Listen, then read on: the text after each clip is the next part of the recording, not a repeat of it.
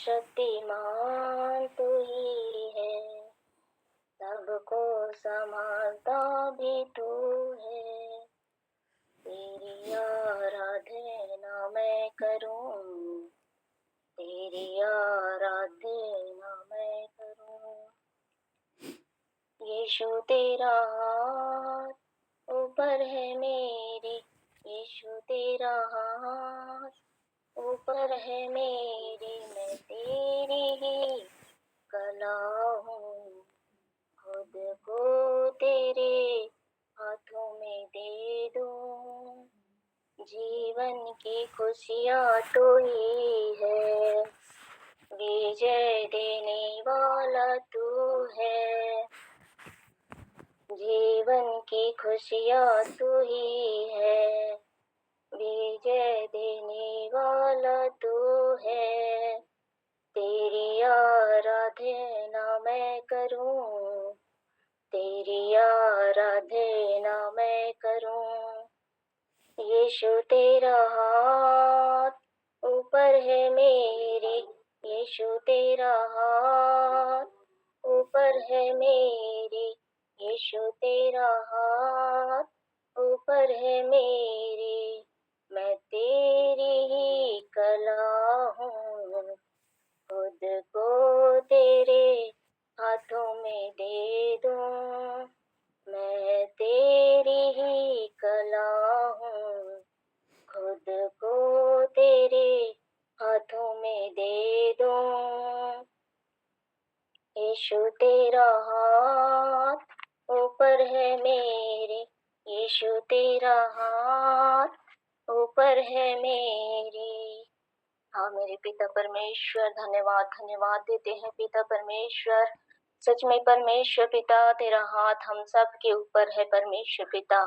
तूने कहा है पिता परमेश्वर, मैं अपना वचन तेरे मुंह में डालूंगा और तुझे अपने हाथ की आड़ में छुपाए रखूंगा। तो हाँ मेरे पिता, तूने हम सब को छुपाए रखा है और अपने वचन हमारे मुंह में डाल दीजिए पिता परमेश्वर, ताकि हम उस वचन को हालेलुया मेरे परमेश्वर पिता बांटे और खाए भी पिता परमेश्वर। और वचन कहता है पिता जीवन की रोटी मैं हूँ, तो उस रोटी को हम नित्य खाते रहे पिता परमेश्वर और सदा हम आगे बढ़ते जाए मेरे पिता परमेश्वर। हम में होकर प्रभु आप बढ़े पिता और हम घटे मेरे प्रभु। धन्यवाद के साथ ये छोटी दुआ यीशु के नाम से मांगते हैं पिता। हमारी आराधना को स्वीकारा है, हमारी प्रार्थना को स्वीकारा है पिता। हम धन्यवाद देते हैं, आगे वचन सुनाने में भी पिता हमारी सहायता करें। यीशु मसीह के सामर्थी नाम में मांगते हैं, पवित्र आत्मा दया कर। आमीन आमीन आमीन। मैं एक वचन पढ़ती हूँ।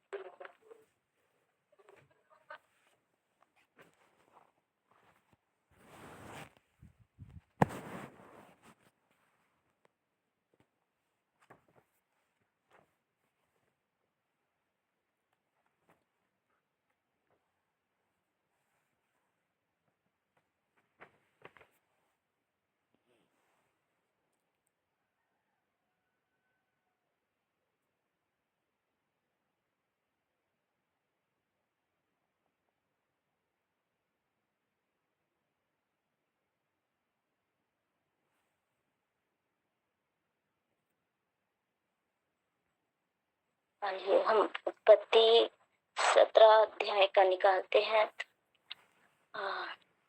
मैं पढ़ रही हूँ मैम।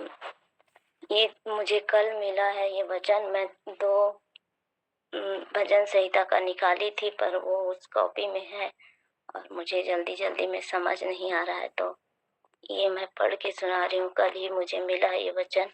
कल मैं थोड़ा उदास थी, रो रही थी, कुछ भी नहीं आ रहा है मुझे करके और नहीं कर पा रही हूँ करके, तो इस वचन में से मुझे आवाज आया और मैं इसी वचन को सुना रही हूँ। आप सभी को जय मसीह की। वचन 17 अध्याय का है। वाचा का चिन्ह खतना। जब अब्राहम 99 वर्ष का हो गया, तब यहोवा ने उसको दर्शन देकर कहा, मैं सर्वशक्तिमान ईश्वर हूँ, मेरी उपस्थिति में चल और सिद्ध होता जा। मैं तेरे साथ वाचा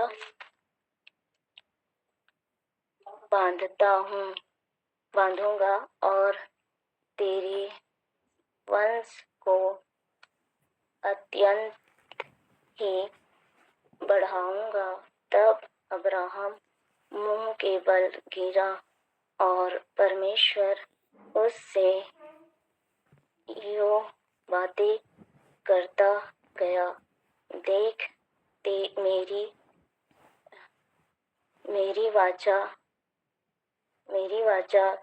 तेरे साथ बंधी रहेगी, इसलिए तू जातियों के समूह का मूल पिता होगा।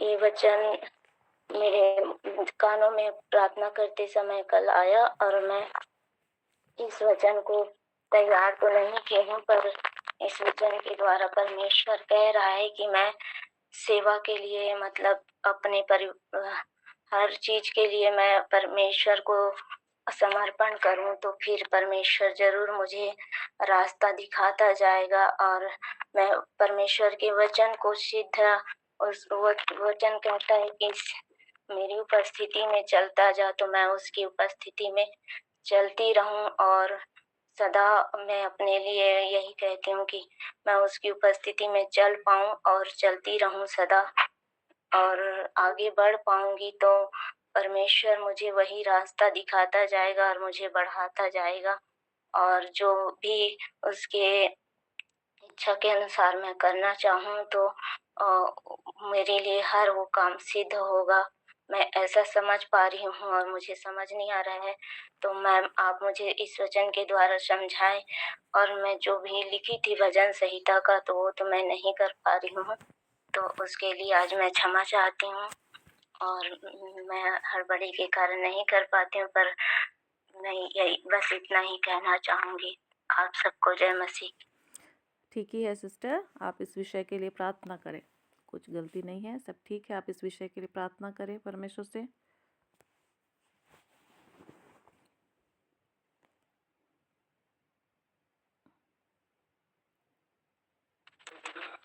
धन्यवाद धन्यवाद धन्यवाद धन्यवाद महान परमेश्वर पिता, धन्यवाद करते हैं मेरे पिता परमेश्वर, आपने इस वचन को दिया है पिता। इस वचन के द्वारा हालेलुया हम जान पाते हैं पिता परमेश्वर कि आपने हमारे लिए जैसे अब्राहम के लिए चुना है पिता परमेश्वर, वैसे हमारे लिए भी तूने चुना है पिता परमेश्वर। और हम उस उपस्थिति में परमेश्वर पिता हम दिन प्रतिदिन चलते जाएं, बढ़ते जाएं मेरे परमेश्वर पिता, हमें कोई भी कमी घटी ना होने पाए पिता परमेश्वर। तेरे कार्य करने में परमेश्वर पिता हम तत्पर रहे पिता, जैसे अब्राहम का बड़ा विश्वास था मेरे प्रभु यीशु, वही बड़ा विश्वास हमारे अंदर भी आए मेरे पिता। और जैसे अब्राहम ने तुझसे वाचा बांध कर तेरे हर एक कामों को करता था मेरे पिता परमेश्वर, अब्राहम तेरी हर एक आज्ञाओं को मानता था मेरे पिता परमेश्वर, वैसे ही मैं हर एक आज्ञाओं को मान पाऊं मेरे पिता। तेरे एक एक वचन सोने से भी बढ़कर है परमेश्वर पिता, और उस कीमती सोने से भी बढ़कर वचन को मैं थामे रहूं मेरे परमेश्वर पिता। हाँ मेरे परमेश्वर पिता, मेरे मुख से कभी तेरे वचन कभी दूर ना होने पाए मेरे पिता, और तेरी आज्ञा को मैं पूरी नित्य हाँ मेरे पिता थामे रहूं मेरे पिता। हाँ मेरे प्रभु, जब तक ये शरीर में जान तू रखेगा पिता परमेश्वर, तब तक परमेश्वर पिता, जब तक तू जीवित रखेगा मेरे प्रभु इस पृथ्वी लोक में परमेश्वर पिता, तब तक परमेश्वर पिता मैं तेरे वचनों को थाम कर चलूं, जैसे अब्राहम ने चला मेरे परमेश्वर पिता। वही मेरी प्रार्थना और विनती है मेरे प्रभु। मुझ पर दया कर कि जैसे तूने अब्राहम को जातियों का मूल पिता बनाया है परमेश्वर पिता, वैसे मुझे भी हे परमेश्वर पिता। भजन 2:8 कहता है परमेश्वर पिता कि तू मुझसे मांग, तू मेरा पहला पुत्र है, मैं तुझे जाति जाति के लिए निज भूमि होने के लिए ठहराऊंगा। तो इस वचन को मैं पूरा करने के लिए मांगती हूँ तुझसे मेरे परमेश्वर पिता की मैं उन सारे अन्य जाति तक पहुँच पाऊँ मेरे पिता, जैसे अब्राहम पहुंचा मेरे पिता परमेश्वर, परदेसी होकर जीवन बिताया मेरे पिता, वैसे ही पिता परमेश्वर तू मुझे इस वचन के द्वारा जहाँ मुझे भेजे पिता परमेश्वर, मैं वहाँ जा पाऊँ परमेश्वर पिता। जिस घर में जाने को कहे मैं उस घर में जा पाऊँ पिता, और तेरे पवित्र वचनों की आज्ञा का पालन करती रहूं प्रभु, जैसे अब्राहम ने किया है। हे अब्बा, हे पिता, मैं धन्यवाद के साथ ये छोटी सी दुआ यीशु मसीह के नाम से मांगती हूँ। सारी बातों में आदर महिमा तुझे देती हूँ और यीशु मसीह के सामर्थ्य नाम में मांगती हूँ। आमीन आमीन आमीन। आमीन। धन्यवाद मैम। Thank you sister. आपको परमेश्वर बहुत आयत की आशीष दे। और सच में प्रभु हमारे जीवन से बातचीत करता है और हमें उस बातचीत को सुनना है और उस वचन को हमें ज़रूर पढ़ना है और उसके अनुसार हमें प्रार्थना करने की आवश्यकता है। और प्रार्थना के बाद हमें परमेश्वर के ऊपर उसे छोड़ देना है। पूरी तरह से हमें परमेश्वर पर निर्भर हो जाना है। परमेश्वर की आत्मा की सहायता से ही सारी बातें हमारे जीवन में होती चली जाएंगी। और परमेश्वर का वचन कहता है, ना तो बल से ना शक्ति से, पर तेरी आत्मा के द्वारा होगा। तो निश्चय ही परमेश्वर का आत्मा हमें सक्षम बनाता है परमेश्वर के राज्य की बढ़ोतरी करने के लिए। तो परमेश्वर आशीष दे अंजू सिस्टर को। साथ ही साथ बाकी भाई बहन भी व्यक्तिगत तौर पर अपने सोप को प्रतिदिन अपने डायरी में लिखेंगे और जिस दिन उनको मौका मिलता है उस दिन कोई सा भी जो आपको अगुवाई होता है आप उसको यहाँ पर पढ़कर बताकर प्रार्थना कर आप सामने में रख सकते हैं। तो परमेश्वर सबको आशीष दे। आइए हम लोग आगे के सेशन में आगे बढ़ते हैं। युगों में परमेश्वर की योजना के विषय में हम लोग सीख रहे हैं और निश्चय ही परमेश्वर हमसे बातचीत कर रहे हैं। कई सारी बातों को हम सीख रहे हैं और उन सीखी हुई सुनी हुई बातों को शैतान चुराने ना पाए, इसके लिए हम अपने हृदय को अच्छी भूमि बनाते रहें प्रतिदिन सोप के माध्यम से, ताकि ये जो वचन है या जो कुछ भी हम सीख रहे हैं वो आने वाले दिनों में 100 गुना फलवंत होने पाए। और आप लोगों के पास जो भी सवाल रहता है तो आप लोग का स्वागत है। आप लोग ज़रूर कुछ ना कुछ पूछें, ठीक है। निष्पाप युग से और विवेक के युग से, और अभी हम लोग जो पढ़ रहे हैं मानवीय शासन के युग से, ठीक है। तो आइए हम लोग प्रार्थना करें। हे जीवित अनुग्रहकारी परमेश्वर, हम आपको बहुत आदर महिमा देते हैं इस समय। हाँ प्रभु जी, आपकी उपस्थिति में हम आते हैं प्रभु जी। आपकी आत्मा ही प्रभु जी हमारी सहायता करती है, हम धन्यवाद देते हैं। अंजू सिस्टर को आप सहायता कीजिए प्रभु जी। उनके जीवन के लिए आपने जो भी योजना बना कर रखा है वो यीशु के नाम में पूरा होने पाए। और प्रभु जी, इस घड़ी हम बहुत सारी बातों को सीखने चाहते हैं प्रभु जी, क्योंकि आपने कहा है कि पवित्र शास्त्र बाइबल में से ढूंढ ढूंढ कर पढ़ो। हाँ प्रभु जी, हमारी सहायता करके इसमें क्या लिखा हुआ है और क्या हमें ढूंढना है और क्या हमें जानना है, हमारी सहायता कर। आपकी स्वर्गीय बुद्धि ज्ञान और समझ हमें दी जाए और हमारे अंदर जो कुछ भी विचार है प्रभु जी, सवाल है, वो यीशु के नाम से प्रभु जी उनका उत्तर मिलने पाए। पवित्र आत्मा हमें से हर एक का सहायक होने पाए। हम अपने पापों को मानते प्रभु जी और हमें एक अच्छा बर्तन बनने में आप सहायता कीजिए। हाँ प्रभु जी, ये आपका ही शरीर है प्रभु जी, आपकी ही सृष्टि है। हम लोग आप जैसा चाहें वैसा हमारे जीवन को प्रभु जी अपनी महिमा के लिए इस्तेमाल कर सकते हैं। हाँ प्रभु जी, अनुग्रह कर। हर एक प्रकार की वाद विवाद की बातों को हम यीशु के नाम से खारिज करते हैं और इस प्रार्थना को हम आपके पुत्र हमारे उद्धारकर्ता प्रभु यीशु मसीह के नाम से मांगते हैं। आमीन आमीन। Praise the Lord, hallelujah. सभी जाग रहे ना। मानवीय शासन के युग से हम लोगों ने क्या क्या सीखा है और क्या क्या सवाल है आप लोग पूछ सकते हैं जल्दी से। किसी के पास है क्या?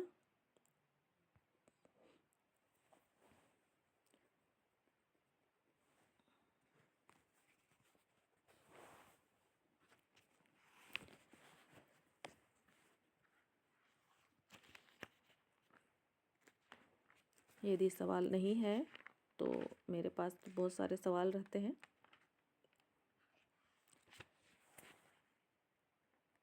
नूह के जल प्रलय से लेकर के इब्राहिम की बुलाहट तक, है ना, हम लोग का जो टॉपिक है उसके बीच का काल को हम लोग पढ़ रहे हैं।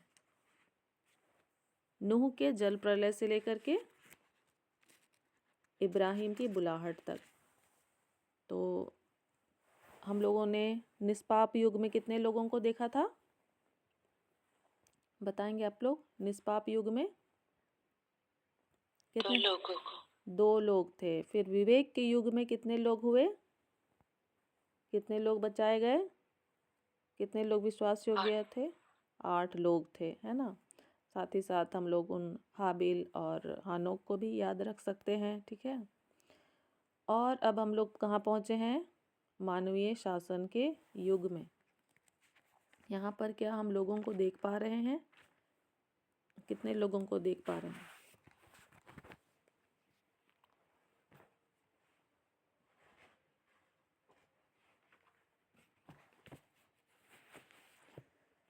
नूह के लोगों को ही हम लोग देखते हैं। उनके द्वारा क्या हो रहा है? बढ़ता जा रहा है। संसार में लोग क्या हो रहे हैं? बढ़ते चले जा रहे हैं, है ना। और बहुत सी जातियां हो जा रही हैं और बहुत सारे राष्ट्र बन जा रहे हैं। तो संख्या बढ़ती जा रही है और बलिदान करने की जो विधि है वो यहाँ पर भी हम लोग देख रहे हैं हो रहा है। और इब्राहिम की बुलाहट को हम लोग देख रहे हैं। इब्राहिम की बुलाहट को। संसार में पाप बढ़ता चला गया है और ऐसे समय में व्यक्तिगत तौर पर परमेश्वर ने किसको बुलाया? इब्राहिम को बुलाया है ना। और मानवीय शासन के युग में हम क्या देख रहे हैं? जाति समुदाय के बीच में परमेश्वर के बातों को हम लोग देख पा रहे हैं। अब उन जाति समुदाय के बीच में व्यक्तिगत बुलाहट, ठीक है, इसको आप लोग समझिएगा। जो शब्द है उनका आप लोग ध्यान रखेंगे, ठीक है। जाति समुदाय होते होते इजरायली जाति के विषय में भी हम लोगों ने बातचीत किया है ना। हो सकता है वहाँ पर हम लोग उसको नहीं देख पाते हैं मानवीय शासन के युग में, लेकिन वो आगे जाकर हम देखते हैं कि वो जाति एक बनती चली आ रही है, एक समुदाय। पहले 2 लोग थे, फिर परिवार था, फिर एक जाति या एक राष्ट्र पर परमेश्वर का केंद्र बिंदु बना हुआ है ना। और उस जाति में काम करने से पहले हम देख रहे हैं कि इब्राहिम के जीवन को परमेश्वर क्या कर रहा है? अपनी योजना में शामिल करता है। और इब्राहिम जो है उसके जीवन में भी कई सारे उतार चढ़ाव आते हैं, लेकिन परमेश्वर की योजना को हम पूरे होते हुए देखते हैं। और अभी उस पर हम लोग ज़्यादा नहीं जा रहे हैं क्योंकि आप सभी जानते हैं इब्राहिम की बुलाहट किस अध्याय में लिखी हुई है? उत्पत्ति 12 अध्याय में, है ना। उत्पत्ति 12 अध्याय में इब्राहिम की व्यक्तिगत बुलाहट दी गई है। और उस समय संसार या समय कैसा था? लोग पाप में पड़े हुए थे, है ना। उनका अपना ही घराना भी क्या था? अन्य देवी देवताओं की उपासना कर रहा था। लेकिन अब्राहम के जीवन में कुछ बात था कि वो अपने सृष्टिकर्ता के साथ अपने संबंध को उसने बनाए रखा। और हो सकता है ये सारी बातें उस तक कैसे पहुंची? नूह के माध्यम से, है ना। अब्राहम के पिता का क्या नाम था?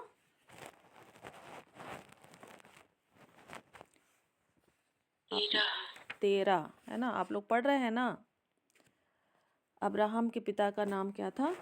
तेरह।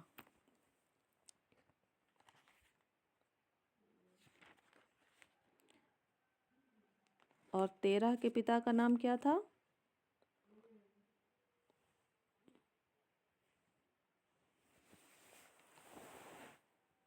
उत्पत्ति की पुस्तक को आप लोग रीडिंग कर रहे हैं? हाँ, नाहोर। नाहोर है ना। नाहोर के पिता का नाम?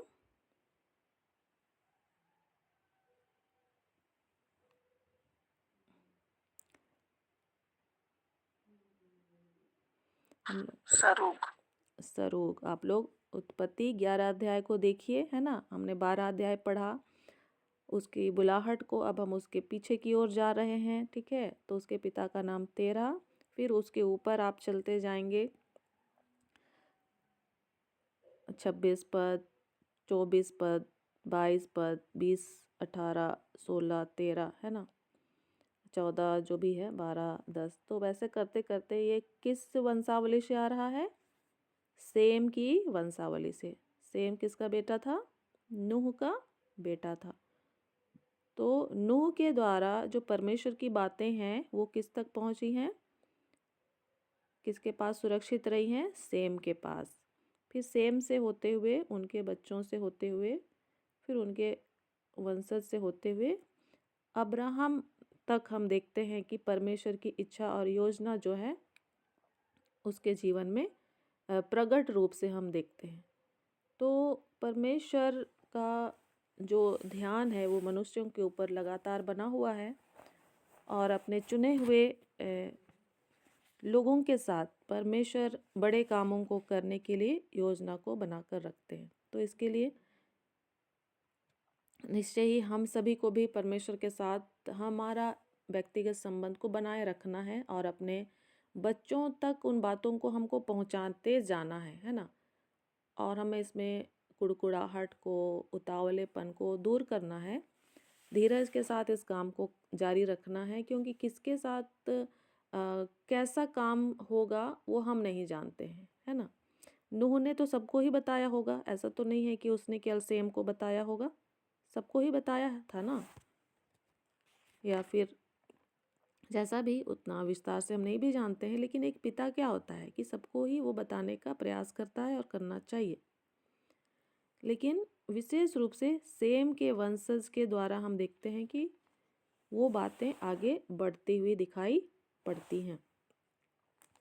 और अब्राहम के जीवन में भी ये बड़ा आसान नहीं था कि वो परमेश्वर के साथ अपने संबंध को बड़ा आसानी से आगे जारी रखे। उसके लिए भी बड़ा चुनौतीपूर्ण था, क्योंकि उनके जो पिता थे 13 या और भी जो थे लोग थे, तो वो लोग यहोवा परमेश्वर की आराधना उपासना नहीं किया करते थे, है ना। तो उसके लिए भी बड़ा कठिन था कि अपने परिवार या अपने पिता के विश्वास से अलग होकर अपने विश्वास में आगे बढ़ना। और हम लोग पढ़ रहे हैं, जब पढ़ते हैं बेबीलोन के गुम्मट की बातें और वहाँ के लोगों का विचारों को, तो उस समय का जो पृथ्वी का सिचुएशन है वो सकारात्मक नहीं है या बहुत अच्छा नहीं है माहौल, है ना। तो कई बार हम लोग भी सोचते रहते हैं अपने आसपास को देखकर कि बड़ा विपरीत परिस्थिति है, ठीक है, अच्छा नहीं है, विश्वास के लायक नहीं है, मतलब विश्वास में आगे बढ़ने लायक सिचुएशन नहीं है। चाहे हम अपने कलीसिया को देखें या अपने राज्य को देखें या जाति समुदाय को देखें या अपने देश को देखें, तो हम लोग को लगता है कि नहीं, मतलब माहौल अच्छा नहीं है, एक मसीही कैसे आगे अपने विश्वास के साथ चलेगा, ऐसा विचार आता होगा। लेकिन जो अब्राहम को हम लोग देख रहे हैं या नूह को देख रहे हैं, तो उनके टाइम में भी पृथ्वी ऐसी ही थी जैसे अभी हम लोग को लग रहा है ना। तो वही अवसर होता है, उसी में ही, उस अंधेरे में ही दीपक को जलना होता है और उस दीपक की रोशनी उस अंधेरे में दिखाई पड़ती है, ठीक है। तो ये हमारे लिए अवसर है, ये विपरीत परिस्थितियाँ हमारे लिए क्या है? अवसर है कि वहाँ पर प्रभु के राज्य की स्थापना हो। वहीं पर तो हमको विश्वास से आगे काम करना है, विश्वास में बने रहना है, ठीक है। तो हम लोग उन बातों पर फोकस नहीं करेंगे कि ऐसा नहीं हो रहा है, वैसा नहीं हो रहा है, वो तो नहीं कर रहा है, ये तो नहीं कर रही है ना। हमारे देश के शासक तो ऐसे हैं, हमारे राज्य के शासक ऐसे हैं, हमारे ऑफिस के अधिकारी ऐसे हैं, है ना, हमारे जो पड़ोसी हैं वो ऐसे हैं और वैसे हैं। हमें उन विचारों में नहीं उलझना है, ठीक है। हमको कहाँ ध्यान रखना है? परमेश्वर पिता के ऊपर हमें ध्यान देना है। और जैसे अंजू सिस्टर ने पढ़ा उत्पत्ति 17 अध्याय, है ना, तो वहाँ पर परमेश्वर क्या कहते हैं? मेरी उपस्थिति में चल फिर। मीन्स कि अब्राहम का ध्यान किसके ऊपर होना चाहिए? केवल और केवल परमेश्वर के ऊपर होना चाहिए। उसने अपने मसीही जीवन को उत्पत्ति 12 अध्याय में आरंभ तो किया, लेकिन उसमें बहुत तरह का उतार चढ़ाव आया और बार बार परमेश्वर को अपना वचन और अपनी योजना उसके जीवन में देना पड़ा, और परमेश्वर जो है वो देते रहते हैं, है ना। तो अब्राहम को उस बात पर ही फोकस करना था कि परमेश्वर क्या चाह रहे हैं, ठीक है। और उसका जो ध्यान था संसार की ओर भी जा रहा था, समस्याओं की ओर उसका जीवन, उसका ध्यान जा रहा था। लेकिन हम पूरे अध्याय में आप लोग 12, 13, 14, 15, 16, 17 में हम देखेंगे तो लगातार परमेश्वर ने उनके जीवन में उन अवसरों को लाने दिया कि वो अपने विश्वास को बनाए रखे, है ना, अपने ध्यान को परमेश्वर पर क्या करे? केंद्रित रखे। तो हम लोगों को भी अपना जो ध्यान है वो परमेश्वर पर केंद्रित होना चाहिए। अगर हम प्रभु के राज्य को बढ़ाना भी चाहते हैं या सेवा करना चाहते हैं तो उसमें भी हमको परमेश्वर पर केंद्रित रहना चाहिए, उस पर ही निर्भर रहना चाहिए, है ना। यदि फिर हम अपने बल बुद्धि और ताकत में आ जाते हैं तो फिर हम हारा हुआ महसूस करते हैं, ठीक है। हम हारा हुआ महसूस करते हैं, असफल महसूस करते हैं, हम निराश महसूस करते हैं। मतलब कि हमारा ध्यान कहाँ जा रहा है? परिस्थितियों के ऊपर जा रहा है। तो हमको वैसा नहीं होने देना है, ठीक है। हमें परमेश्वर की योजना को याद रखना है कि परमेश्वर क्या बोल रहे हैं, क्या करना चाह रहे हैं, है ना। हमको अपने दिल दिमाग में उसको क्या करना है? बैठाना है, ठीक है। ठीक है, तो आप लोग सभी समझ ही रहे हैं, प्रयास कर रहे हैं इन सारी बातों में। परमेश्वर सबको आशीष दे। अब हम लोग कुछ और रिवाइज कर लेते हैं। किसके समय में पृथ्वी बट गई? किसके समय में पृथ्वी बट गई? कल हम लोग बातचीत कर रहे थे, कोई बताएंगे किसके समय में पृथ्वी बट गई थी?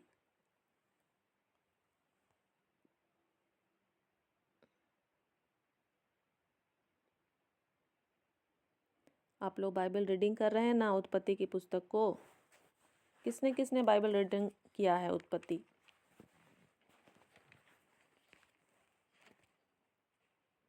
कर रहे हैं कि नहीं कर रहे हैं? कोई बताएंगे? नूह के समय में। नूह के समय में, ठीक है। और भी कोई बताएंगे किसके समय में पृथ्वी बट गई? कहाँ पर लिखा हुआ है? पदस्थल कोई बताइए। पेगल के युग में। पेलेग के युग में। पदस्थल बता दीजिए सिस्टर।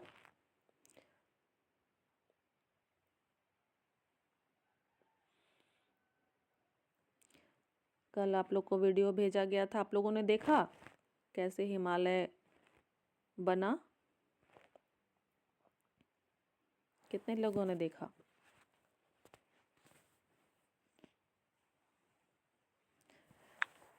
उत्पत्ति 10 का 25 में है सिस्टर। हाँ, उत्पत्ति 10 का 25 में। पेलेग,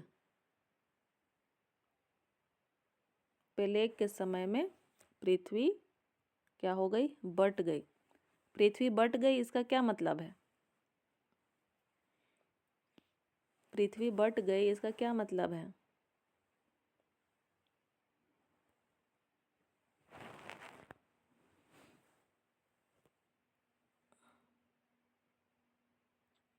अलग अलग जाति कुलों के अनुसार लोग बट गए।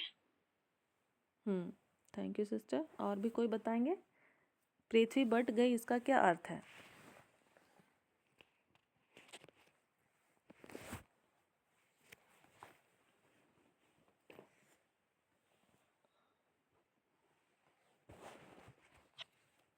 परमेश्वर का एक दिन 1000 वर्ष के बराबर है।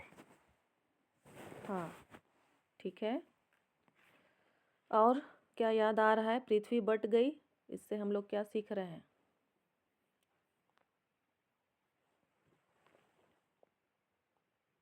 भाषा की गड़बड़ी के कारण बट गया।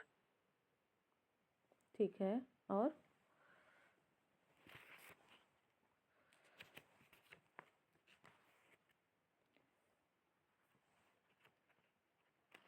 पृथ्वी का जो जमीन था वो भी बट गया। हाँ, ओनिला सिस्टर बोलिए। भिन्न भिन्न कुलों, भाषाओं और देशों और जातियों के अनुसार अलग अलग होता है। इसका हाँ, मतलब यही समझ रही हूँ। ठीक है। हाँ, वो सारे तो थे ही, जाति भाषा के अनुसार बट गए, हम लोग देख रहे हैं। जो भूभाग है वो भी बट गया, इस विषय को भी हम लोग बातचीत किए थे। क्या आप लोग समझ पा रहे हैं या फिर कठिन लग रहा है? और इसको उदाहरण के तौर पर हम लोगों ने हिमालय पहाड़ कैसे बना उस विषय पर भी बातचीत किया था। क्या पृथ्वी के जो जमीन है वो बट गए या नहीं बटे, उसके बारे में आप लोग क्या सोचते हैं? क्या हमारे जो अभी हम जिस भूभाग में रहते वो ऐसे ही थे या उसमें कुछ बदलाव हुआ पिछले दिनों, पिछले समयों में? बदलाव हुआ है। और कोई बताना चाहेंगे पृथ्वी के बारे में, जिस पे हम लोग रहते हैं, खड़े होते हैं, उसके बारे में आपका क्या विचार है? पृथ्वी बट गई, इस विषय को आप कैसे समझते हैं?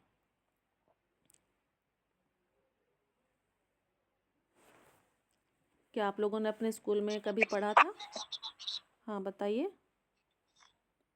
पृथ्वी वैसा ही है, पर लोग यहाँ हुए तो बट गए। पृथ्वी ज्यों का त्यों है, पर लोगों के द्वारा मतलब अलग अलग हिस्से में बट गए।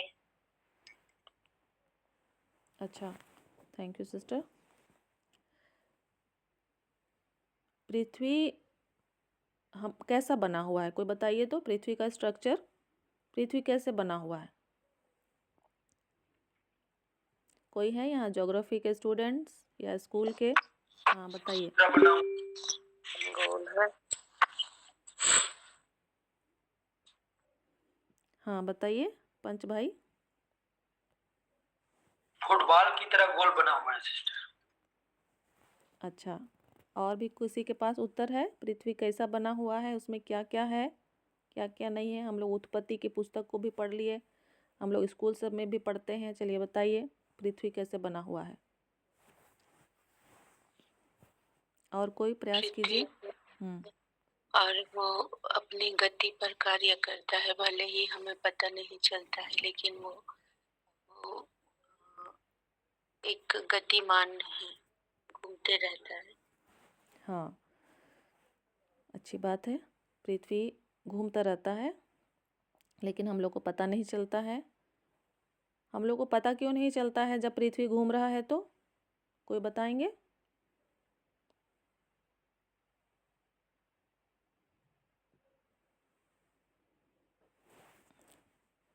चलिए आज थोड़ा सा हम लोग भूगोल पढ़ लेते हैं। पृथ्वी जब घूम रहा है तो हमको पता क्यों नहीं चलता है कि घूम रहा है बोल करके?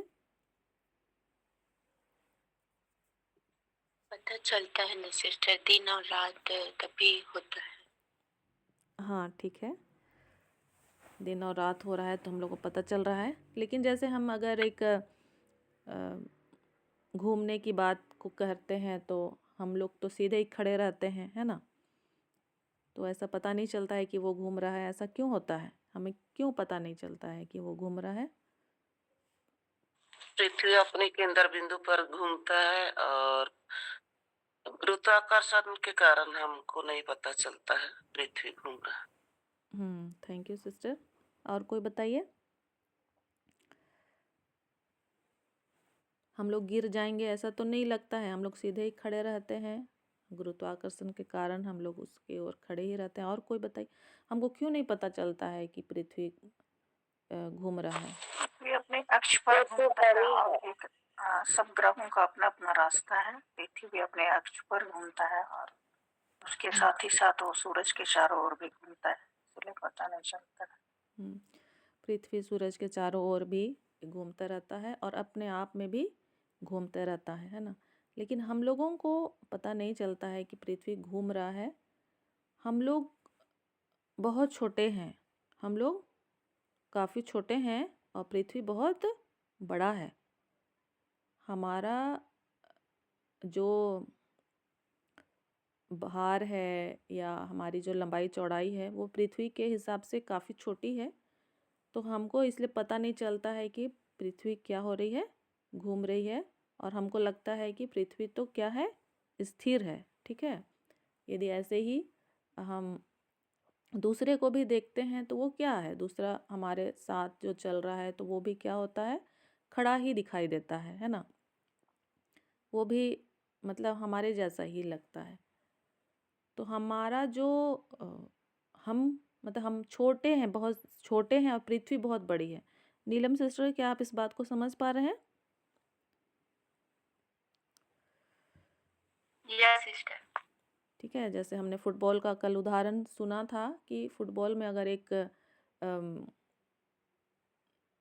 चींटी है तो चींटी बड़ा छोटा सा है ना, और फुटबॉल बहुत बड़ा है।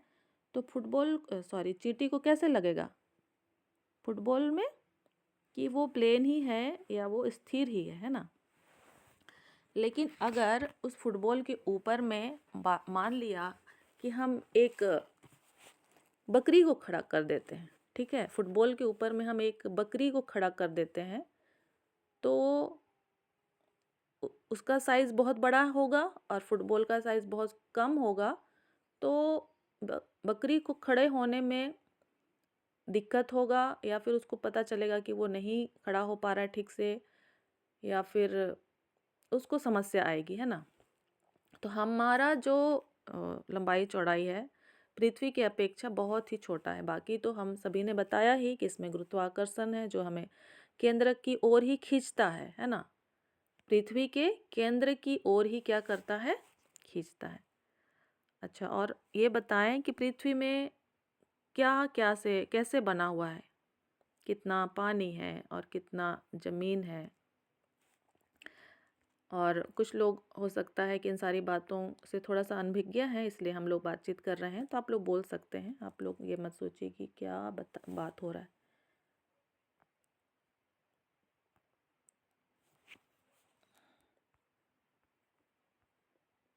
पृथ्वी में अधिकांश भाग पानी है, 2/3 भाग पानी है और कम ही भाग स्थल है, यानी कि भूमि है।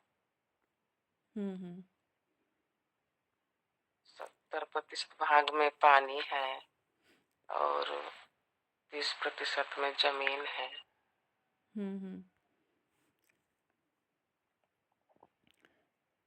पहले क्या जमीन ऐसा ही था? अभी जैसे हमारा जमीन बटा हुआ है, हम लोग कहाँ हैं, एशिया महादेश में, और भी महादेश है, 7 महादेश है ना। तो क्या ऐसे ही महादेश पहले से ही बटे हुए हैं? नहीं बटा हुआ था ऐसा। पहले पृथ्वी 2 भाग में था। 2 भाग में था, उत्तर और दक्षिणी भाग में को गोंडवाना लैंड कहा जाता है। तो दोनों फिर विस्थापन हुआ, तब पृथ्वी इस तरह से बटा हुआ है। और कुछ बताएंगे पृथ्वी के विषय में, ताकि सभी कोई सीख सके कुछ कुछ बातों को हम लोग।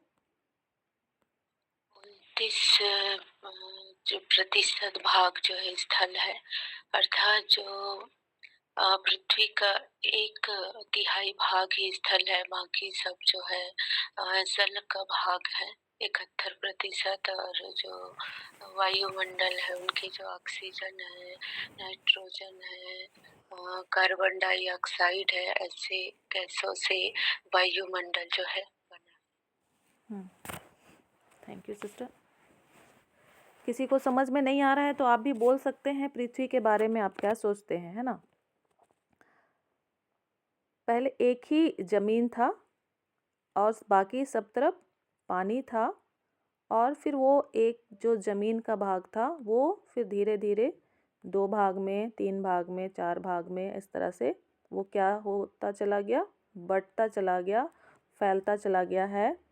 और आज हम लोग इसको 7 महादेशों में बिखरा हुआ देखते हैं। और अभी भी ये जो भूभाग हैं वो क्या हो रहे हैं, सरकते जाते हैं, है ना। लेकिन वो बड़े धीमे गति में होता है जो कि हमको पता नहीं चलता है ना। लेकिन जब इसको बहुत सालों का अध्ययन या खोज जारी रखा जाता है तो इस बात को क्या करते हैं, जान पाते हैं। और हिमालय पर्वत की जो चोटी है, एवरेस्ट चोटी, वो भी क्या होती जाती है, उसमें भी परिवर्तन होता जाता है। ठीक है, तो ये सारी बातें भी हमें जाननी चाहिए अपने पृथ्वी के बारे में जहाँ हम रहते हैं। अंजू सिस्टर, क्या आपके लिए ये सब समझ में आ रहा है? जी मैम। ठीक है, और हम अपने पृथ्वी के बारे विचार करें कि ऊपर तो हमको घास का मैदान दिखाई देता है ना, या पेड़ है, पहाड़ है। और जब हम उसके नीचे जाते हैं तो कैसा लगता है? पृथ्वी के अंदर हम जाते हैं तो कैसा दिखाई पड़ता है, कोई बताइए?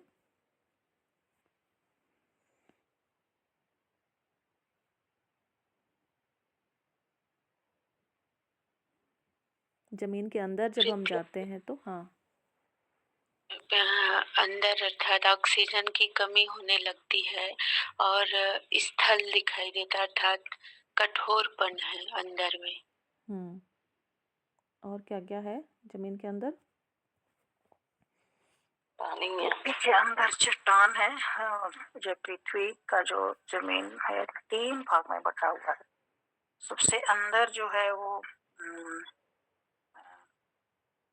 द्रव है, माने बहुत अंदर बहुत गर्मी है। और बीच का भाग भी कुछ वैसा ही है, लेकिन सबसे ऊपरी परत में हम लोग रहते हैं जहाँ जमीन ठोस है। ये सब चट्टान से बना हुआ है। कई तरह के चट्टान भी हैं,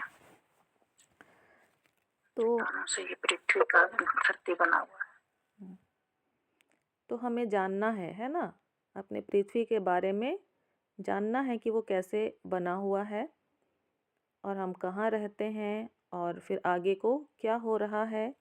और निश्चय ही इसको परमेश्वर ने हमारे लिए बनाया है। इस पृथ्वी को परमेश्वर ने किसके लिए बनाया है? हमारे लिए बनाया है, आपके लिए बनाया है। ठीक है, हम लोग निष्पाप युग से ही देख रहे हैं ना कि हमारे लिए ये बना हुआ है। तो हमको जानना है इसके विषय में, और तब तो हम इसमें क्या करेंगे, काम करेंगे और रक्षा करेंगे। ठीक है, यशायाह 45 का 18, यशायाह 45 उसका 18 में क्या लिखा हुआ है?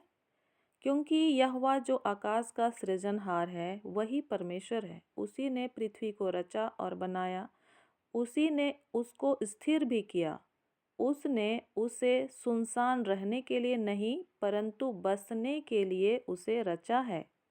वही यह कहता है कि मैं यहोवा हूँ, मेरे सिवाय दूसरा और कोई नहीं है।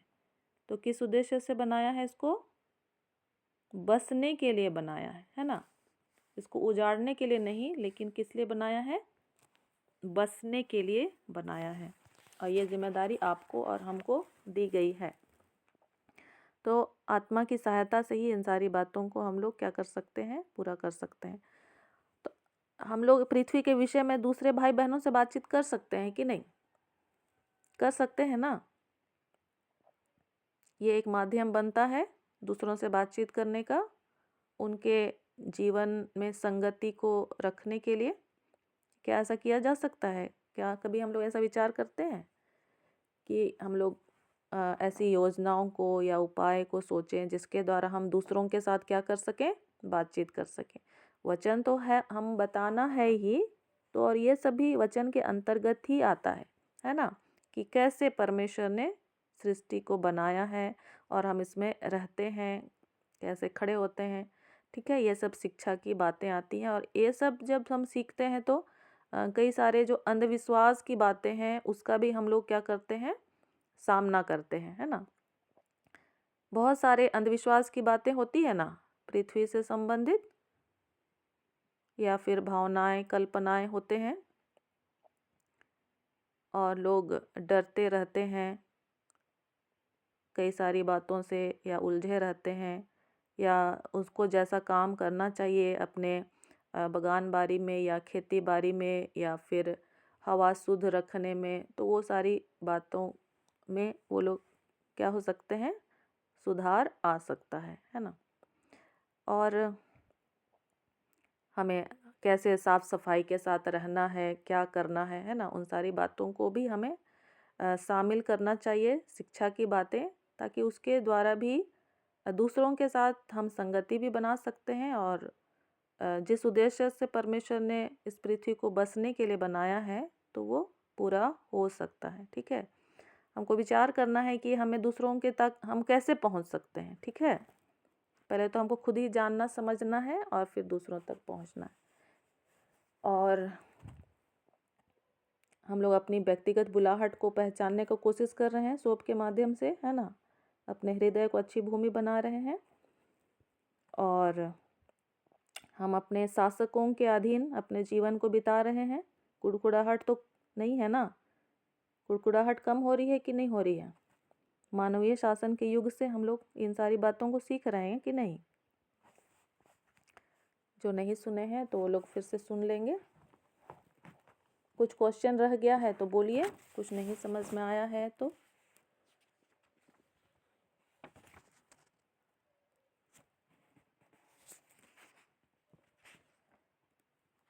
सुसमाचार को अभी केवल सुनाया गया या पहले भी सुनाया गया? सुसमाचार जो अभी हमारे पास पहुंचा है, यीशु मसीह का सुसमाचार हम सुनते हैं और हमारा उद्धार होता है, क्या यह सुसमाचार पहले भी सुनाया गया या नहीं सुनाया गया? जी सुनाया गया था। सुनाया गया था भविष्यवाणी के द्वारा। निष्पाप युग से या विवेक के युग से या मानवीय युग से, किस युग से सुसमाचार सुनाया गया?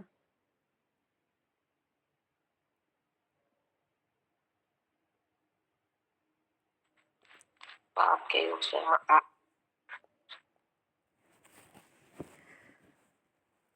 आप लोग क्या विचार रखते हैं, निष्पाप युग से या विवेक के युग से, या कब से सुसमाचार सुनाया गया है?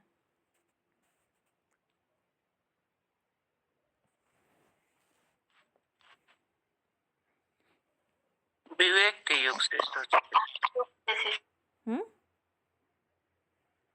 क्या बोल रहे हैं? निष्पाप युग। हाँ, निष्पाप युग से ही सुसमाचार सुनाया गया है ना। निष्पाप युग से ही सुसमाचार सुनाया गया है। सुसमाचार सुनाने वाला कौन था?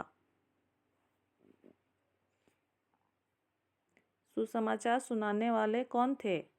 सबसे पहले सुसमाचार सुनाने वाले निष्पाप युग में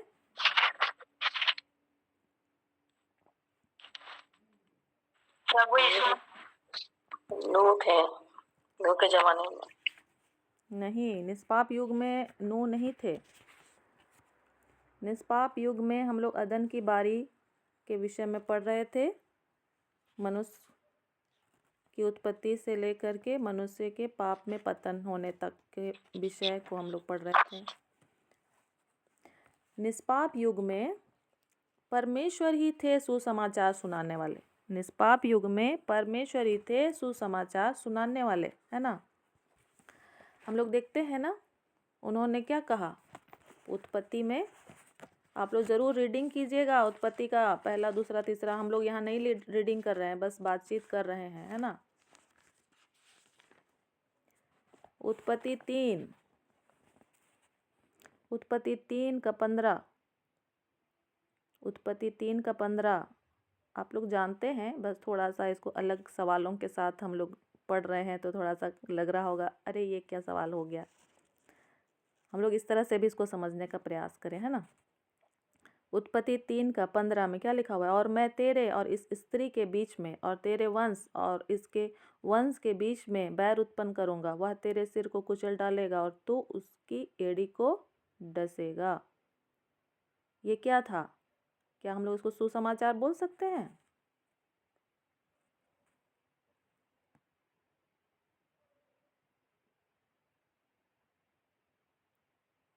हेलो, बोल सकते हैं सिस्टर, बोल सकते हैं।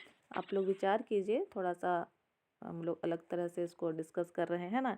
ये छुटकारे की प्रतिज्ञा दी गई थी जब उन्होंने प्रतिज्ञा किया, जब उन्होंने पाप किया, और ये सुसमाचार था, है ना। उसी तरह से जब हम विवेक के युग में आते हैं तो वहाँ पर भी परमेश्वर का सुसमाचार था, है ना। तो अभी हम लोग उसको प्रकट रूप में देखते हैं यीशु मसीह के जीवन से, है ना। और हमारे लिए बड़ा आसान हो जाता है ये बोलना कि यीशु मसीह हमारे लिए आए, मारे गए, गाड़े गए और मृतकों बलिदान हुए और मृतकों में से क्या हुए? जी उठे। और उस समय सच में उनके लिए बड़ा कठिन था, लेकिन फिर भी उन्होंने उन सुसमाचार को क्या किया? सुना, और परमेश्वर के साथ उन्होंने अपने संबंध को मजबूत करने का प्रयास किया। और जैसे हम लोग यिर्मयाह 33:3 में सुनते हैं ना, मुझसे प्रार्थना कर और मैं तेरी सुनकर तुझे बड़ी बड़ी और कठिन बातें बताऊंगा। तो ज़रूर ही जो है आदम और हवा क्या कर रहे थे? परमेश्वर से प्रार्थना कर रहे थे। पापी होने के बाद उन्होंने परमेश्वर के साथ अपने संबंध को फिर से बनाए रखने का प्रयास किया। उसको हम लोग देख रहे हैं, उत्पत्ति 4 अध्याय में हम लोगों ने पढ़ा था, ठीक है। तो हम लोग थोड़ा सा क्रमानुसार चल रहे हैं, तो जो नहीं थे तो थोड़ा सा उनको हो सकता है समझने में थोड़ा सा टाइम लग रहा है। तो परमेश्वर जो है अपने सुसमाचार को, अपने प्रेम को मनुष्य के जीवन में लगातार क्या करता है? देता ही रहता है। और जो मनुष्य परमेश्वर की ओर अपने मन को फिराता है, वो निश्चय ही उन परमेश्वर की योजनाओं को क्या करता है? जान पाता है, समझ पाता है, ठीक है। और हमें लगातार ही इस प्रयास में लगे रहना है कि परमेश्वर क्या चाहते हैं, है ना। परमेश्वर की आवाज़ को सुनने का प्रयास करना है, ठीक है। इसको हम लोग बाइबल पढ़ने के द्वारा भी जारी रखेंगे, साथ ही साथ अपने कानों को खुले रखने के द्वारा भी हम इसको जारी रखेंगे। आपके सोप में आपके जीवन का अनुभव शामिल होना चाहिए, ठीक है। आपके सोप में आपके जीवन का अनुभव शामिल होना चाहिए, जो आप डेली लिख रहे हैं। आप उन बातों को या सुने, आपको परमेश्वर क्या बोल रहे हैं, ठीक है।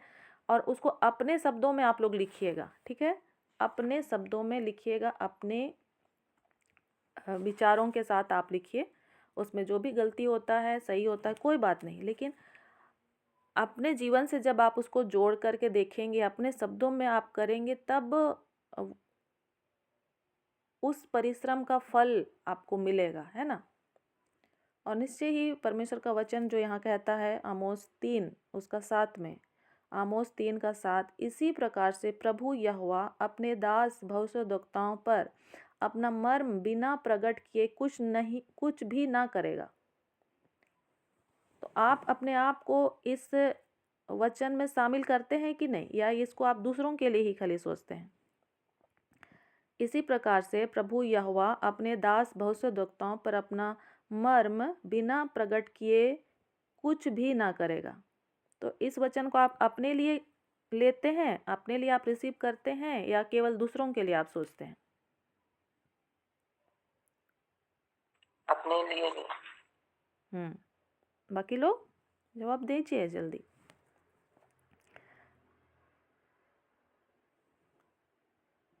अपने लिए, है ना, हमको अपने लिए। आप लोग जवाब नहीं दे रहे हैं।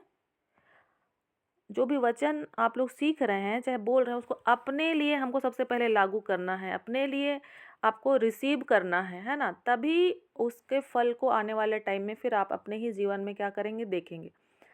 पहले तो अपने जीवन में अप्लाई करना है, फिर वो दूसरों के लिए आशीष का कारण होता है, ठीक है। तो इसी प्रकार से प्रभु यहोवा अपने दास भविष्यद्वक्ताओं पर अपना मर्म बिना प्रकट किए कुछ भी ना करेगा। तो यहाँ जो लिखा हुआ है भविष्यद्वक्ताओं, यहाँ पर आप अपने नाम को रखें, है ना। आप खुद अपने प्रार्थना में शामिल करें कि प्रभु मेरे जीवन में आप अपनी बातों को प्रकट करें, और निश्चय ही आप बिना प्रकट किए कुछ कामों को नहीं करने वाले परमेश्वर हैं, है ना। और आप उन बातों को सुनने का कोशिश कीजिए प्रतिदिन, प्रतिपल, ठीक है। उस आवाज़ को, हमारा यही काम है मसीही जीवन, विश्वास से चलना, है ना। धर्मी जन विश्वास से जीवित रहेगा। विश्वास क्या है? अनदेखी वस्तुओं का प्रमाण है। इब्रानियों 12 अध्याय में हम लोगों ने पढ़ा है। अनदेखी वस्तुओं, आप देखे नहीं है या देख नहीं सकते हैं, आप उसको सोच नहीं सकते हैं, वैसी बातों को प्रभु ने रखा है ना। जैसे आँखों ने नहीं देखा, जैसे कानों ने नहीं सुना, वैसी बातों को, वैसे प्रकाशन को प्रभु आपको देंगे या देना चाहते हैं, है ना। तो आप सभी अपने जीवन को तैयार करें प्रतिदिन, है ना। व्यक्तिगत रीति से आप शांत मनन के समय में बैठें अकेले, अपना डायरी में प्रतिदिन आप लिखते जाएं जो भी वचन प्रभु आपको दे रहा है ना। और एक अच्छा बर्तन प्रभु को बनाने दें, प्रभु आपको अच्छा बर्तन बनाए, ठीक है। पृथ्वी के बारे जाने, सीखें, समझें, है ना। और आजकल बहुत हाईटेक होता चला जा रहा है ज़माना, और हम पीछे ना रहें, इस बात का आपको ध्यान रखना है। अन्य बातों को भी आपको जानना और समझना है, बाइबल के साथ साथ, बाइबल में ही है उन सारी बातों को, ठीक है। अन्य माध्यम से भी जानने समझने का प्रयास करना है। और गुरुत्वाकर्षण के बारे में भी हमने सुना कि वो हमको नीचे की ओर ही खींचता चला जाता है। तो पृथ्वी के पास या संसार के पास आप कह सकते हैं कि उसके पास ऐसी क्षमता है कि वो अपनी ओर हमको क्या करता है? खींचता रहता है। गुरुत्वाकर्षण एक अच्छा ही क्षमता है, लेकिन हम दूसरे तौर पर संसार के साथ इस आकर्षण को समझने का कोशिश करते हैं, है ना, कि वो हमें अपनी ओर खींचता है। परमेश्वर के विरुद्ध वो हमको अपनी ओर खींचता है, तो हमको उसके विरोध में काम करना है ना। और परमेश्वर की ओर हमें सीधे खड़े होकर के आगे चलना है उसकी उपस्थिति में। आइए हम लोग प्रार्थना करेंगे। समय अपनी आँखों को बंद करें। हे जीवित सामर्थी प्रभु जी, हम आपको धन्यवाद देते हैं प्रभु जी। आपने हमें प्रभु जी इस पृथ्वी पर शासन करने का अधिकार दिया है। हाँ प्रभु जी, आपने कहा है फूलो फलो और पृथ्वी में भर जाओ। हाँ प्रभु जी, हमारी सहायता कीजिए। हम अपने आप को आपके हाथों में देते हैं प्रभु जी। हम जहाँ कहीं भी रहते हैं प्रभु जी, आप हमें सहायता कीजिए कि हम आपकी उपस्थिति में चले फिरें प्रभु जी। हमारा ध्यान आपकी ओर बना रहे प्रभु जी। और साथ ही साथ आपने जिस उद्देश्य से इस पृथ्वी को बनाया है प्रभु जी, इस पे बसने के लिए, हाँ प्रभु जी, हम सभी इसमें बच सकें। हाँ प्रभु जी, हमारी सहायता कर कि हम आत्मिक रूप से बेहतर तरीके से इन विषयों को समझ सकें। हाँ प्रभु जी, कई सारी नकारात्मक और विपरीत परिस्थितियाँ दिखाई देती हैं, हम उसके लिए धन्यवाद देते हैं। हाँ प्रभु जी, सच में वो अवसर आता है हमारे जीवन के लिए कि हम अपने विश्वास को दृढ़ रख सकें, आत्मा के फलों को हम विकसित कर सकें। हाँ प्रभु जी, हमारे अंदर आप कार्य करें प्रभु जी, और आत्मा के फलों को विकसित होने दीजिए प्रभु जी। अनुग्रह कीजिए ताकि हम विश्वास के साथ जीवित रहें। अनुग्रह कर प्रभु जी। सारा आदर महिमा हम आपको देते हुए इस प्रार्थना को हम आपके पुत्र, हमारे उद्धारकर्ता प्रभु यीशु मसीह के नाम से मांगते हैं। आमीन, आमीन।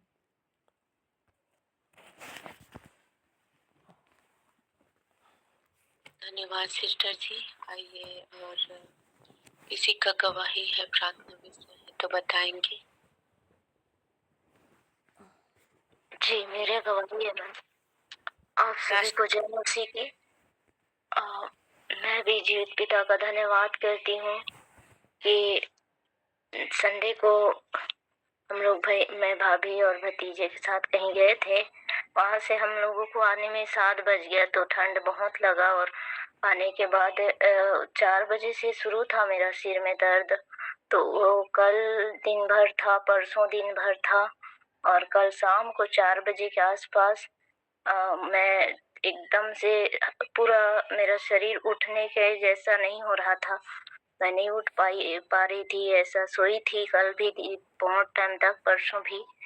आने के बाद स्कूल से लेटी करके तो काम की और आके फिर से सो गई। फिर परमेश्वर ने सिर के दर्द से शाम को 4 बजे कल मुझे छुटकारा दिया। तो मैं प्रभु का बहुत बहुत धन्यवाद करती हूँ। मुझे दवाई लेने का जरूरत नहीं पड़ा।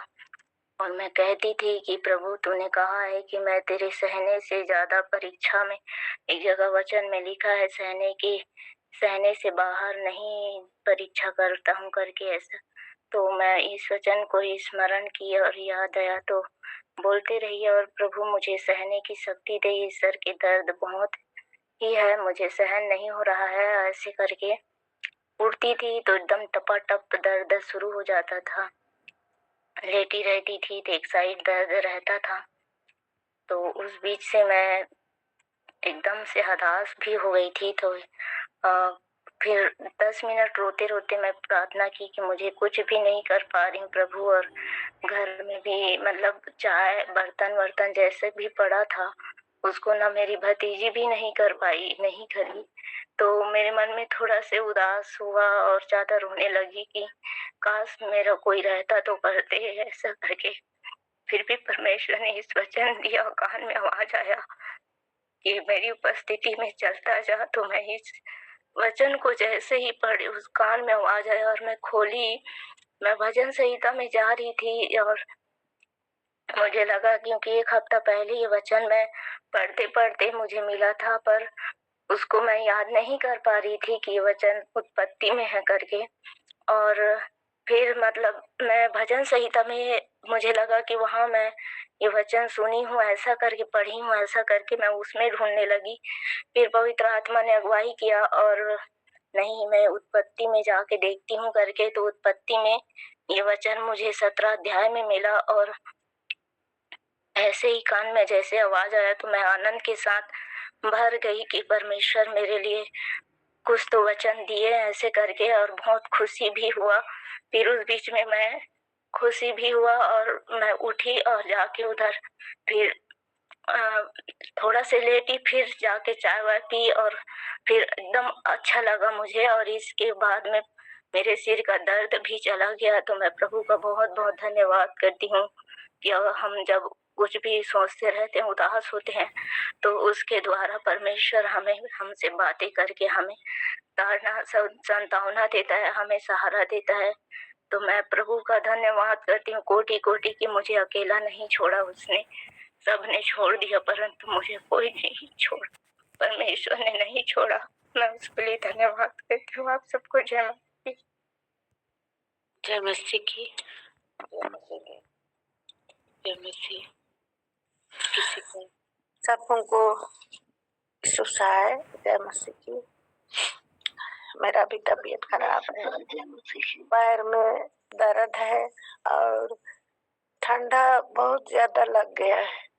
ठंडा की वजह से खाने पीने में भी खा रहे हैं वो भी नहीं पच रहा है और मैं परेशान हूँ, मैं भी अकेली हूँ। आप लोग प्रार्थना कर दीजिएगा हम छंगाई के लिए।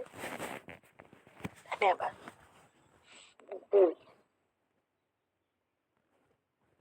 आगे और कोई?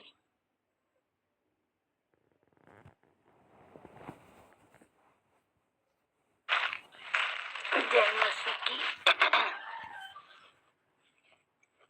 एक पति के लिए प्रार्थना करना, घुटना दर्द, बहुत दर्द होती, बहुत परेशान है, वो बैठे नहीं सके,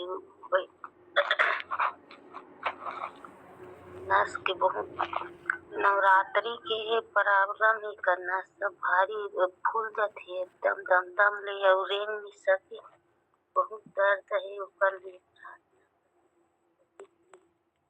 और मेरे लिए प्रार्थना करना, काम का खुद ध्यान नहीं हो, बहुत कमजोरी है आती,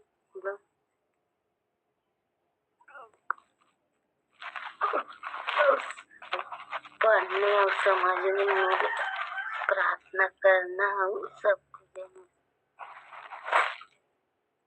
जय मसीह को जय मसीह की। जय मसीह। मेरे लिए प्रार्थना कर दीजिए कि मैं समय से जुड़ नहीं पा रही, एकदम सो जा रही हूँ, थकावट लगता है मेरे को।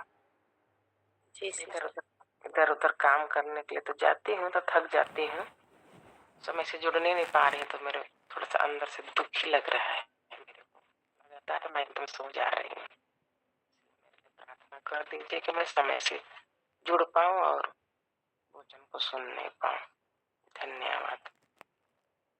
नाम बताएंगे सिस्टर? जी छत्तीसगढ़ से। जी।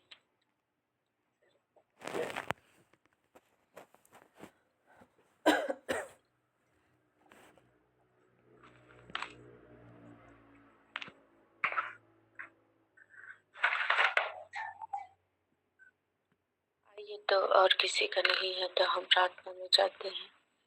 उर्मिला सिस्टर अपना माइक बंद करेंगे, चालू है।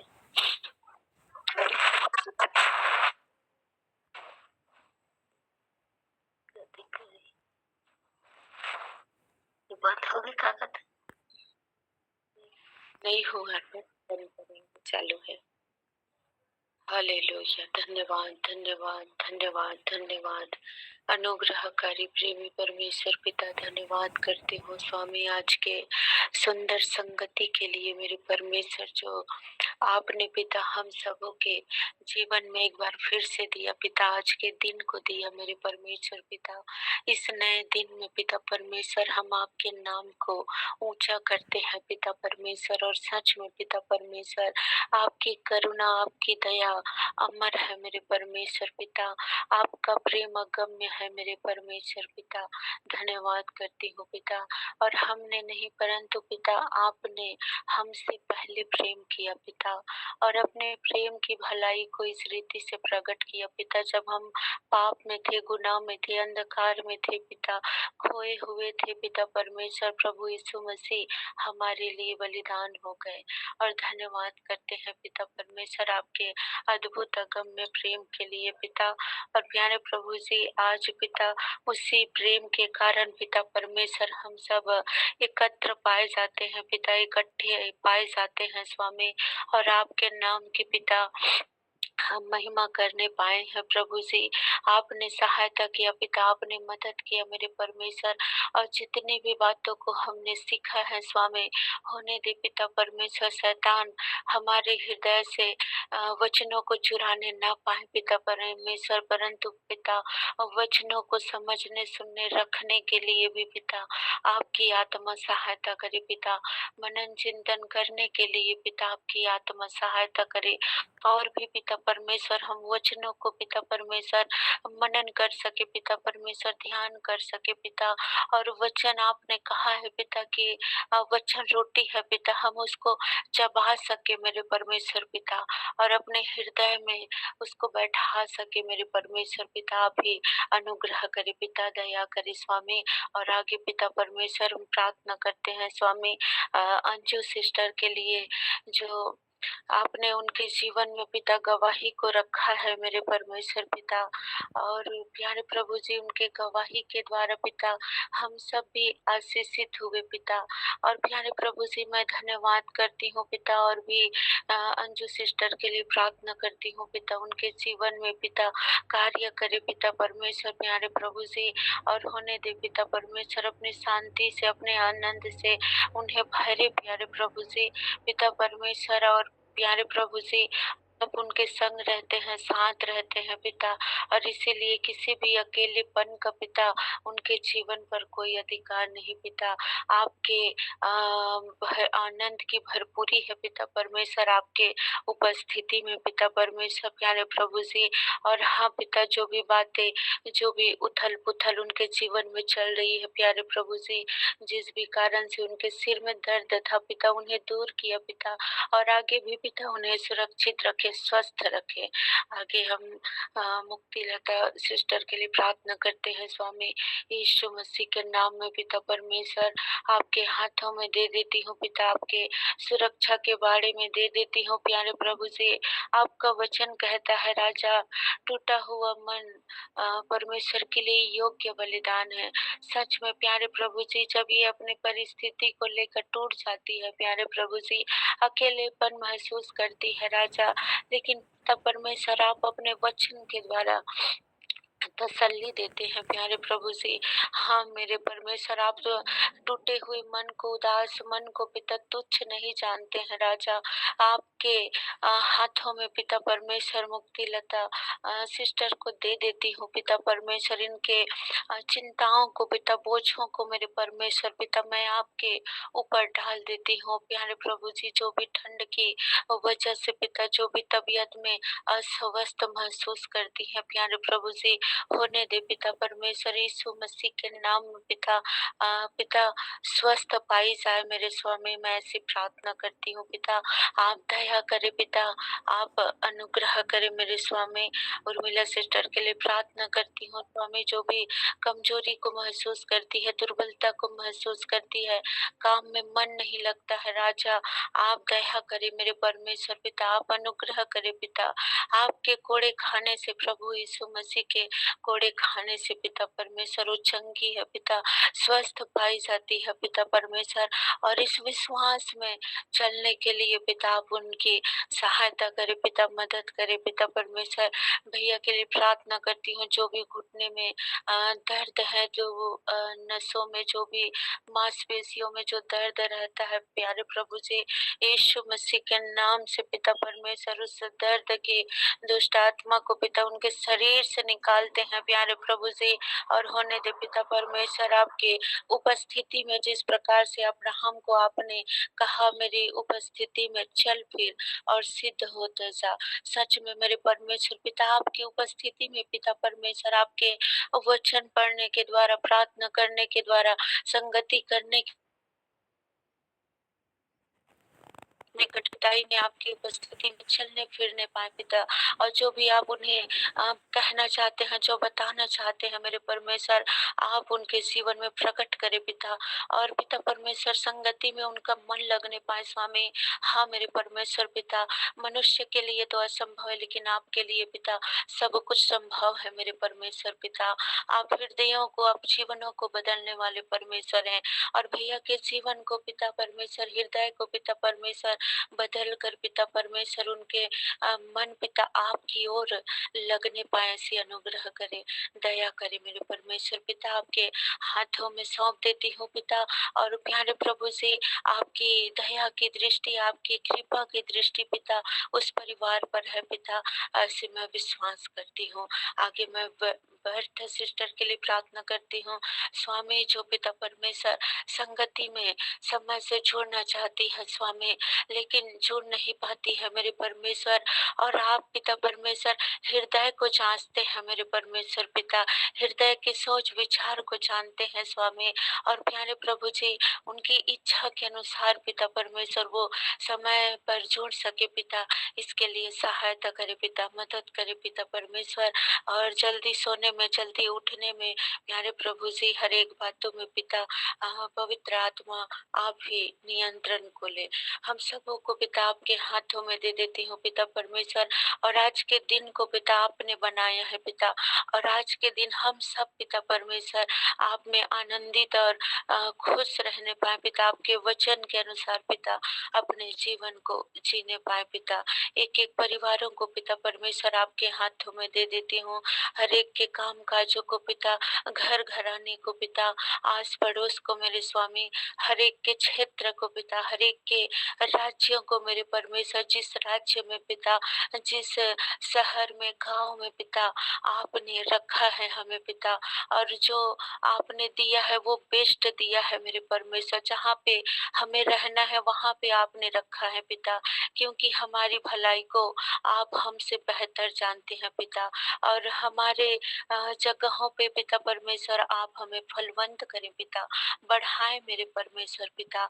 और आपके वचन के अनुसार पिता परमेश्वर हम सब पिता और भी संसार की ओर नहीं पिता, परंतु आपकी ओर, आपके आत्मा के भरपूरी की ओर बढ़ते ही जाए मेरे परमेश्वर, आपकी उस सिद्धता की ओर बढ़ते जाए जिसकी प्रतिज्ञा पिता आपने हमसे की है पिता, उस अनंत जीवन की ओर बढ़ते जाए मेरे परमेश्वर पिता। और भी सभी लोगों को पिता परमेश्वर हम ला सके। आप ही अनुग्रह करें, आप ही दया करें। सारी बातों में पिता आदर महिमा जलाल आपके नाम को देती हूँ, धन्यवाद करती हूँ। आज की संगति में एक बार फिर से पिता हम सब इकट्ठे होकर पिता आपके नाम की महिमा करने पाए, स्तुति करने पाए, पिता आपके नाम को ऊंचा करने पाए। और इस विनती प्रार्थना को प्रभु यीशु मसीह के नाम में मांगती हूँ, आमीन आमीन। आइए हम प्रभु की प्रार्थना करेंगे।